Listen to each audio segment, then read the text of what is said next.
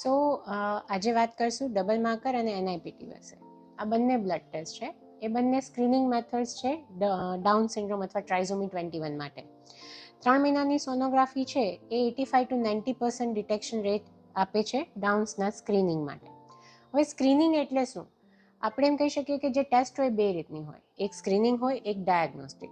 Screening test એટલે શું હોય કે તમને આઈધર હાઈ રિસ્ક અથવા લો રિસ્કમાં એ ડિવાઈડ કરતું હોય છે, એ તમને કેટેગરીમાં મૂકતું હોય છે.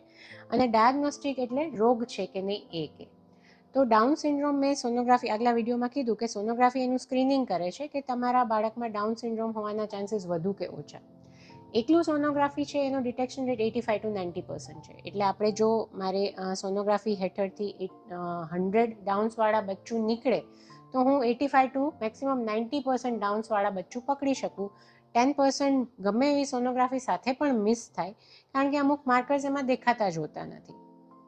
સો બીજા બે બ્લડ ટેસ્ટ અવેલેબલ છે અત્યારે 13 વીક સ્કેન પછી. એકને કહેવાય ડબલ માર્કર. ડબલ માર્કર છે એ પણ 11 to 14 વીક્સ વચ્ચે જ થતો હોય છે. એ જે એનો પોતાનો ડિટેક્શન રેટ કહું તો 60 to 70% હોય છે. અને જો એ સોનોગ્રાફી સાથે કમ્બાઈન થાય, સોનોગ્રાફીના અમુક અમારા ફાઇન્ડિંગ્સ હોય NT-NB, એ લોકો એની સાથે લેબ ટેસ્ટવાળા જે રિપોર્ટ રિલીઝ કરે છે એનો ડિટેક્શન રેટ અપ ટુ 95% થઈ જાય છે. સો રૂટીન સ્ક્રીનિંગમાં આપણે સોનોગ્રાફી પછી ડબલ માર્કર કરાવીએ, દેટ ઇઝ લોજિકલ ને 95% detection rate is a good enough detection rate. પણ જ્યારે મેં આગળ કીધું એમ કે મીડિયમ રિસ્ક કેટેગરીમાં આપણે જતા હોઈએ, જો આપણું જો ડાઉન્સ હોવાના ચાન્સીસ 100 જેમ 1થી વધુ આવે તો હાઈ રિસ્ક ગણાતું હોય, 100થી 1000 વચ્ચે રિસ્ક આવે તો એને અમે મીડિયમ રિસ્ક ગણતા હોઈએ છીએ, અને 1000થી ઉપર રિસ્ક જાય તો એ લો રિસ્ક જતું હોય છે. આ એકદમ કટ ઓફ છે, થોડા આમ તેમ વેરિયેબલ ડિફરન્ટ ગાઈડલાઇન્સમાં હોય છે, બટ ધીસ ઇઝ જનરલ, આપણે આવું કહી શકીએ. સો જો મીડિયમ રિસ્ક કેટેગરી છે એમાં આપણે એનઆઈપીટી કરાવી શકીએ.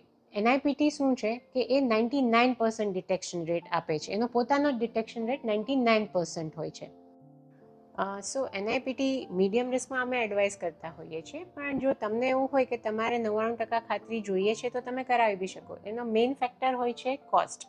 જો એ કોસ્ટમાં તમને એવું હોય કે યુ વોન્ટ 99% શ્યોરિટી તો તમે એનઆઈપીટી કરાવી બી શકો.